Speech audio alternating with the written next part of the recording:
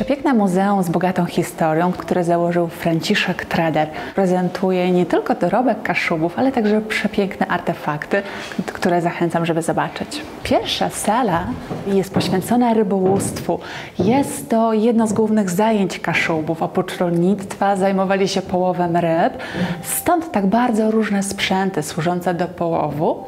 To jest kosz, który Kaszubi zakładali na plecy i jako ciekawostkę powiem, że nazywa się cipa. Tutaj ziemie na Kaszubach nie były zbyt żyzne.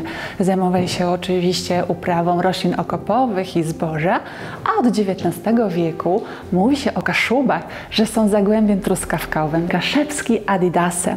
Buty słomiane, które Kaszubi nosili jako ocieplacze w okresie zimowym. Tutaj w Kartuzach takie buty nosił ksiądz, jak słuchał spowiedzi. Charakterystyczne dla naszego regionu są różne dania regionalne, bardzo proste, oczywiście chleb ze szmylcem, ale także przeróżne zupy, mięso jadane oczywiście tylko od święta. To takie królestwo kobiety, białci kaszebści, która w tej kuchni nie tylko gotowała, ale także prała, kąpała dzieci. No i tutaj zaprezentowana pralka półautomatyczna. Można było już w nią włożyć odzież, no i za pomocą takiej korby prać. Kolejna sala prezentuje dawną ceramikę kaszubską. Przepiękna ceramika, która jest tutaj prezentowana, to jest właśnie z taką różną polewą, ale z różnymi motywami, którą zachęcam do tego, żeby to już oczywiście też podziwiać. To jest inspekt domowy. Sypało się ziemia, zasiało się różne nasiona i tak tu wyrastał szczypior, tu koperek, tu mógł banan, a tutaj pomarańcza. A oczywiście te doniczki były większe i w okresie zimowym znajdowały się na parapecie. Białka ceżnie masło, knyp, krowa głaszczyk naga, a chłopak knaga po guniu. Zabawki przetrwały dzięki temu, że znajdowały się na dachu. Zabawka tracze. Tutaj prezentuje piłowanie drewna na deski. Taką piłą moja, twoja i najdłuższa deska w szymbarku w ten sposób właśnie była wykonywana. Kaszuby mówi się non-cantant.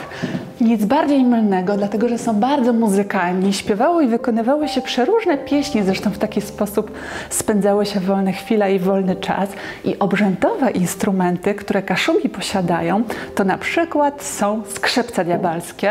Kaszubi z takim instrumentem wybierali się na cmentarz i im bardziej hałasowo, tym po prostu miał odpędzać złe moce. W naszym muzeum prezentujemy również kolekcję lasek wyrobu domowego, która służyła różnym osobom, różnym zawodom. Jeśli chodziło o przekazywanie sobie informacji, to sołtys wysyłał laskę. I tak od domu do domu, przekazywana z rąk do rąk, obiegła ona całą miejscowość i wówczas wszyscy wiedzieli, jaki jest cel wizyty u sołtysa. Wyroby z rogu krowiego.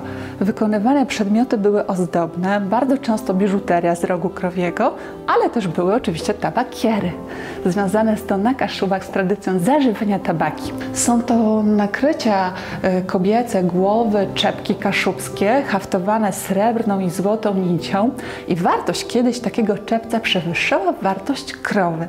Kiedyś wesele na Kaszubach odbywało się we wtorek.